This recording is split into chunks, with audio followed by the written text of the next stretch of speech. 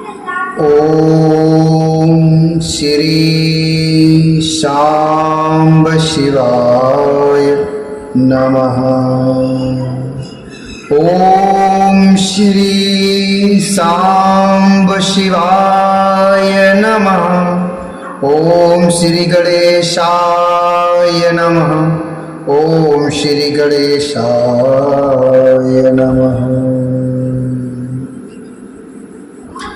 श्री शिव महापुराण के अंतर्गत विद्येश्वर संहिता, जो कि प्रथम संहिता है, इसका अध्याय 10वां। इसमें वर्णन है सृष्टि स्थिति आदि 5 कृत्यों का प्रतिपादन, प्रणव एवं पंचाक्षर मंत्र की महत्ता, ब्रह्मा विष्णु द्वारा भगवान शिव की स्तुति तथा उनका अंतर्धान होना। ब्रह्मा और विष्णु बोले, ब्रह्मा जी बोले, शरीरादिपंचीकृतस्य लक्षणं ब्रूहिणो प्रभु। शरीरादिपंचीकृतस्य लक्षणं ब्रूहिणो प्रभु। ब्रह्मा और विष्णु बोले, हे प्रभु, हम दोनों को सृष्टि आदि 5 कृत्यों का लक्षण बताइए। तब भगवान शंकर बोले, मति कृत्य बोधनम, मते कृत्य बोधनम गुह्यं कृपया प्रब्रवीम वामा।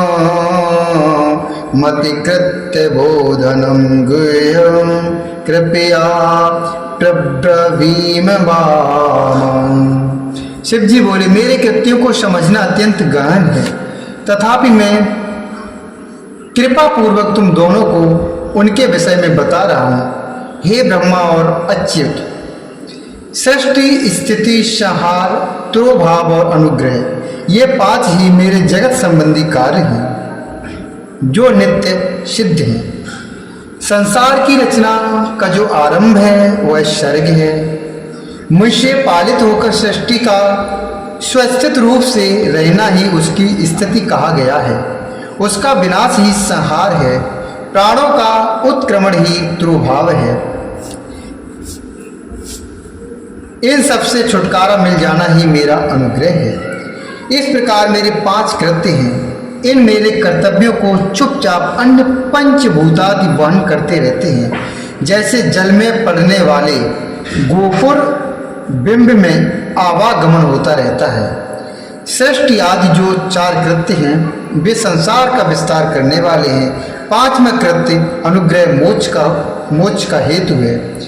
वह सदा मुझ में ही अचल भाव से स्थिर रहता है। मेरे भक्तजन इन 5 कृत्यों को 5 भूतों में देखते हैं। सृष्टि भूतल में, स्थिति जल में, संहार अग्नि में, तिरोभाव वायु में और अनुग्रह आकाश में स्थित है। पृथ्वी से सबकी सृष्टि होती है, जल से सबकी वृद्धि होती है, आग सबको जला देती है, वायु सबको एक स्थान से दूसरे स्थान को ले जाती है और आकाश सबको अनुग्रहित करता है। यह विद्वान पुरुषों को जानना चाहिए। इन 5 कृत्यों का भार वहन करने के लिए ही मेरे 5 मुख हैं। 4 दिशाओं में 4 मुख हैं और इनके बीच में 5वां मुख है। हे पुत्रों, तुम दोनों ने तपस्या करके प्रसन्न हुए मुझ परमेश्वर से भाग्यवश सृष्टि और स्थिति नामक 2 कृत्य प्राप्त किए हैं। ये दोनों तुम्हें बहुत प्रिय हैं।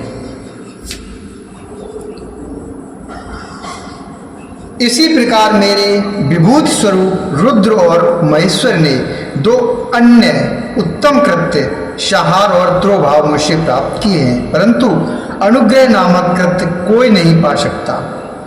उन सभी पहले के कर्मों को तुम दोनों ने समय अनुसार बढ़ा दिया।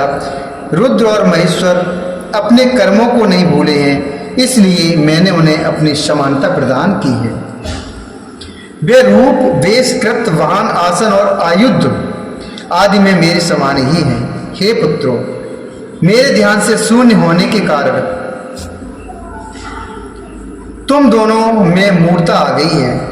मेरा ज्ञान रहने पर महेश के समान अभिमान और स्वरूप नहीं रहता। इसलिए मेरे ज्ञान की सिद्धि के लिए मेरे ओंकार नामक मंत्र का तुम दोनों जप करो, यह अवमान को दूर करने वाला है। पूर्व काल में मैंने अपने स्वरूप भूत मंत्र का उपदेश किया है, जो ओंकार के रूप में प्रसिद्ध है। वह महामंगलकारी मंत्र है। सबसे पहले मेरे मुख से ओंकार अर्थात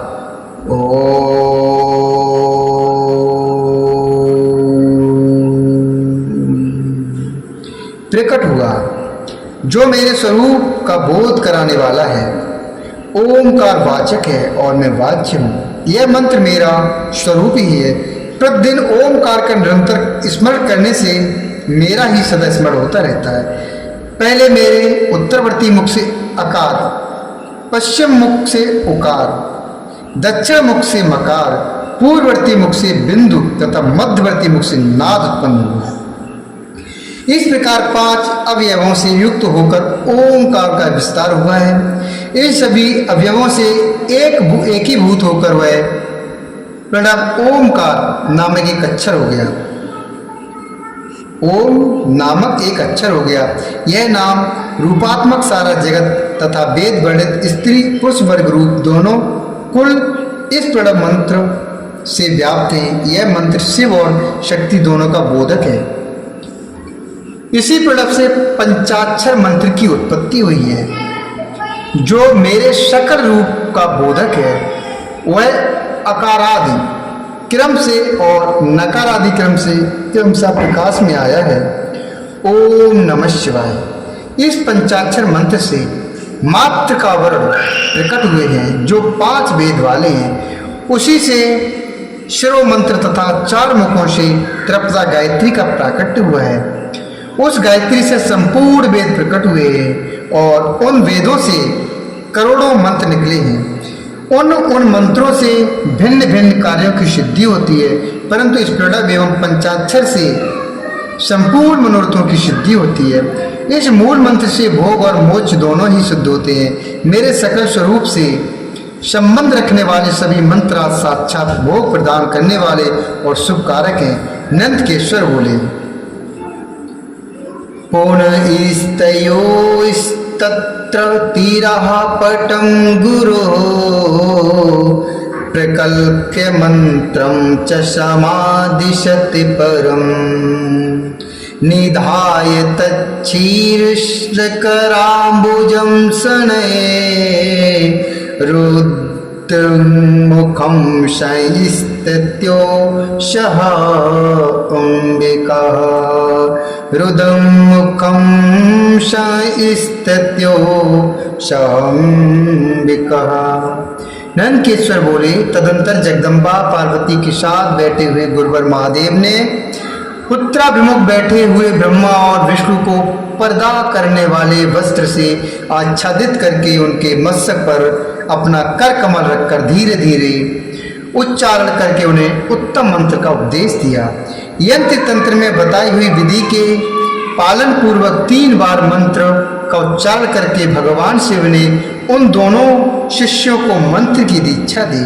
तत्पश्चात उन शिष्यों ने गुरु दक्षिणा के रूप में अपने आप को ही समर्पित कर दिया और दोनों हाथ जोड़कर उनके समीप खड़े हो उन देवश्रेष्ठ जगत गुरु का स्तवन किया। ब्रह्मा और विष्णु बोले, नमो निष्कल रूपाय नमो निष्कल तेजसे नमः सकलनाथाय नमस्ते सकलात्मने नमः प्रणवाच्याय नमः प्रणवलिंगणे नमः सृष्ट्यादिकर्त्रे च नमः पंचमुखायते। ब्रह्मा और विष्णु बोले, हे प्रभु, आप निष्कल रूप हैं, आपको नमस्कार है। आप निष्कल तेज से प्रकाशित हैं, आपको नमस्कार है। आप सबके स्वामी हैं, आपको नमस्कार है। आप सर्वात्मा को नमस्कार है, अथवा सकल स्वरूप आप महेश्वर को नमस्कार है। आप प्रणव के वाच्यर्थ हैं, आपको नमस्कार है। आप प्रणव लिंग वाले हैं, आपको नमस्कार है। सृष्टि पालन संहार त्रोभाव और अनुग्रह करने वाले आपको नमस्कार है। आपके 5 मुख हैं, आपको नमस्कार है। पंच ब्रह्म स्वरूप 5 कृत्य वाले आपको नमस्कार है। आप सबके आत्मा हैं, ब्रह्म हैं, आपके गुण और आपकी शक्तियां अनंत हैं, आपको नमस्कार है। आपके शकल और निष्कल 2 रूप हैं, आप सद्गुरु एवं शंभु हैं, आपको नमस्कार है।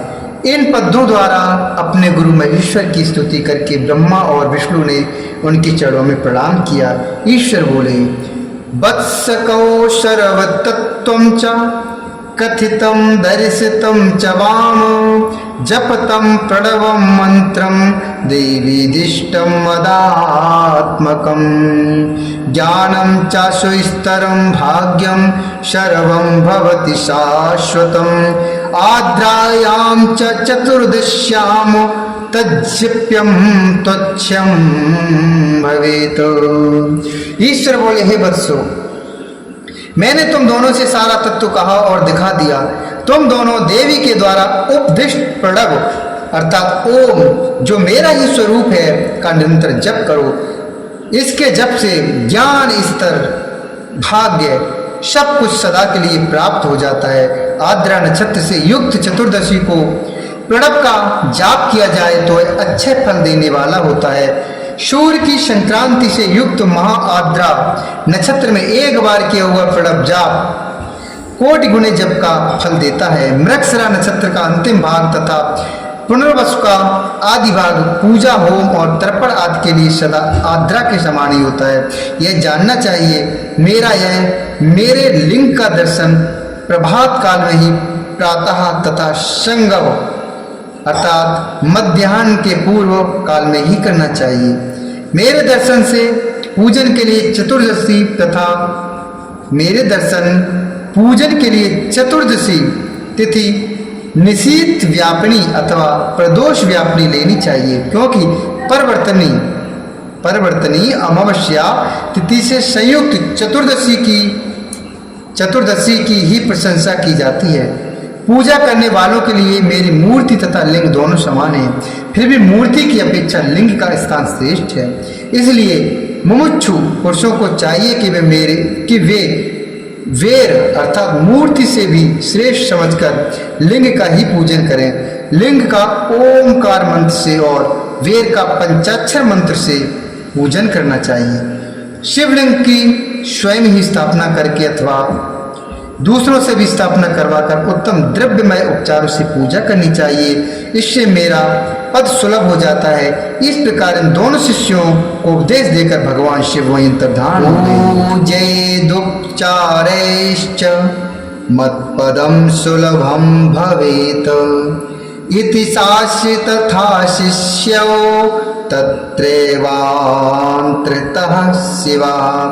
इति श्री शिव महापुराणे प्रथमायां विद्येश्वर संहितायां ओंकारोपदेशवर्णनं नाम 10वाध्याय। इस प्रकार श्री शिव महापुराण के अंतर्गत प्रथम विद्येश्वर संहिता में ओमकार उपदेश का वर्णन नामक 10वां अध्याय पूर्ण हुआ। अब आइए चलते हैं विद्येश्वर संहिता के अध्याय 11 में।